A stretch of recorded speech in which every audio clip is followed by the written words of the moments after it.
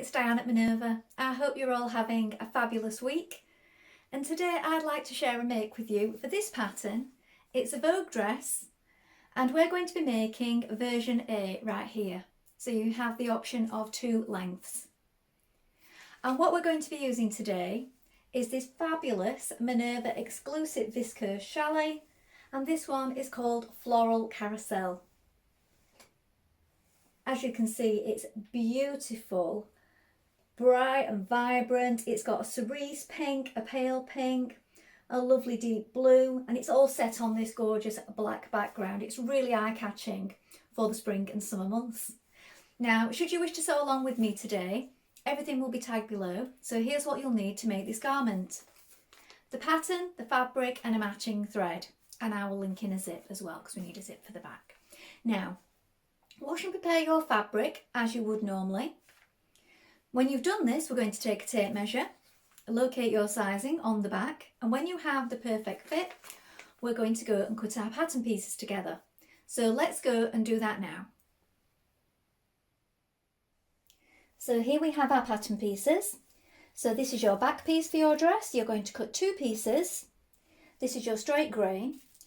Make a note of your notches and these circles, and also these lines here. So this broken line is your stitching line for your pleat, and also this line here is where we're going to slash down the middle of it. Make a note of these circles here and also these markings. Here we have our back side panel. So again, you're going to cut 2 pieces, make a note of the circles and the notches. You can lengthen or shorten at this point. Here is your grain line. Here we have your front piece for A and B. This time you're going to cut 1 piece on the fold. And here is your fold here. Make a note of this pleat marking here again. This broken line, and then the stitching line here. Also this mark here for where you are going to slash it. Make a note of these circles, the waistline point. I've shortened mine at this point. This is why it has a pleat here. This would be quite a long length on me because I'm only 5'4". You might wish to do the same. You can lengthen or shorten it at the bodice also if this is going to be a problem area for you. And we have a 1.5cm hem allowed. Now you're ready to begin making your dress. So first of all, you want to wind half of your thread onto your spool and check your machine needle is sharp. I'm using a universal needle size 70 today on this fabric. You may wish to test it on a piece of scrap fabric before you begin. When you've done this, you're going to take your front pieces of your dress and make sure that you have your markings for your pleats all marked correctly at this point. Now what we're going to do is we're going to stay stitch down the side edges on each side of the dress and also along the inner stitch line. When we've done this, we're going to slash to the points indicated on the pattern. So let's do that now. So your line of stay stitching 1.3 centimetres in from the raw edge, and you're going to do it down to where it just juts out here. So you want a long straight stitch on.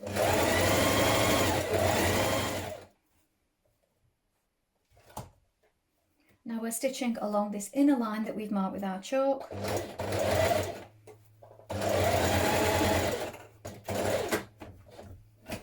Repeat on the other side. When you've done this, you're going to slash along the inner marking here.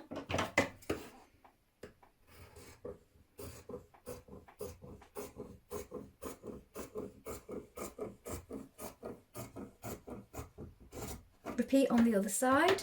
And then we're going to bring this line of stitching together with this line of stitching to create our pleat. Line up your stitching lines so your dots are together here. And you're going to stitch them together and this will create the pleat. Now you can trim away this excess after and edge finish it.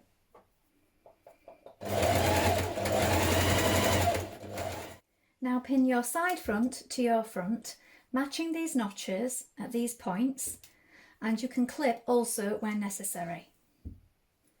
When you've done that, we're going to stitch that in place with a 1.5 centimetre seam allowance.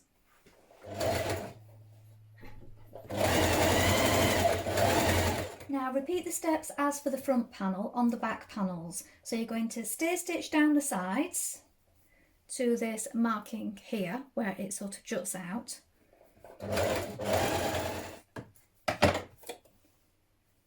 When you've done that, you're going to stay stitched down your inner marking for your stitch line for your pleat. Cut down your slash line.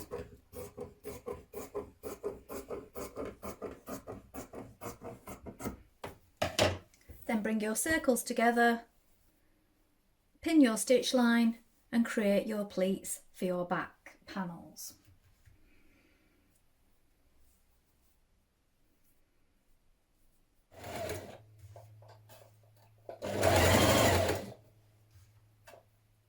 Pin your side back to your back, matching the notches, and you can snip at this point here where it sort of juts out.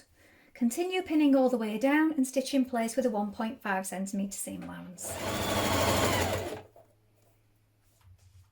Pin your dress together at the shoulders, matching front to back with right sides facing, here and here, and also down the side seams from the underarm, matching your notches all the way down.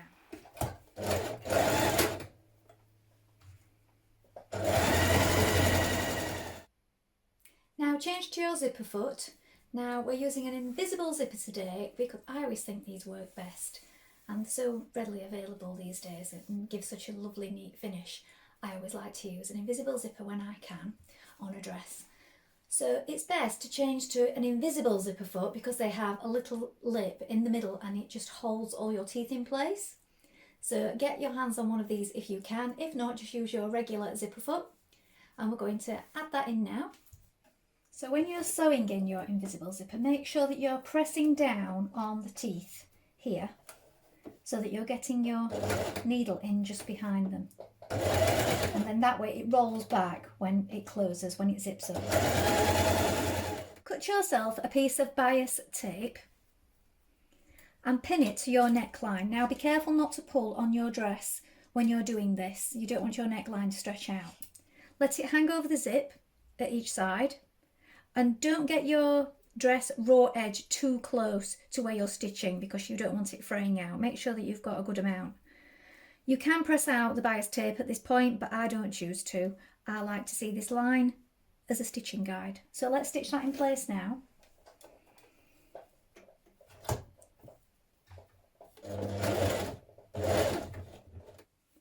Fold back your tape at the zipper here. You can do a few hand stitches if you wish. Then pin your bias tape back. Now we're going to stitch this in place. Now I've pinned it all the way around because I like to have it nice and secure before I start stitching. And I'm going to stitch mine from the inside.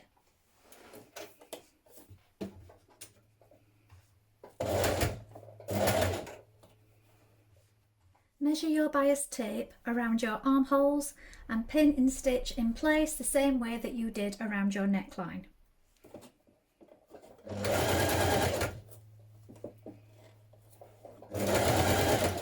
At this point, check the hem of your dress, and when you're happy with it, decide on your finish. So you can do an overlock and then a single fold or a double fold like I'm doing here.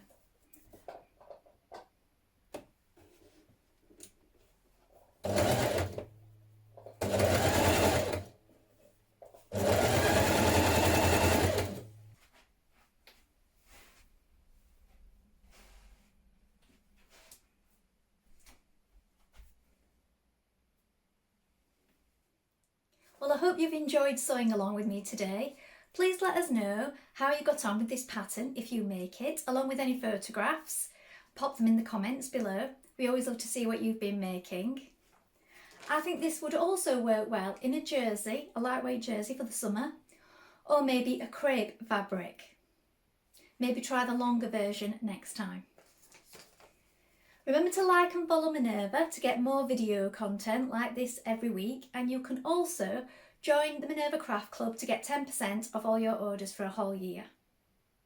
If you like what I'm wearing today, This is one of our exclusive French terry fabrics, and this particular design is called Rugged Trail.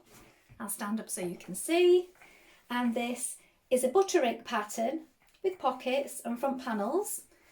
And this particular design is 6388. I will pop those in the products below in case you want to make this as an additional make. Thank you so much for watching today. I hope to be back soon with another make.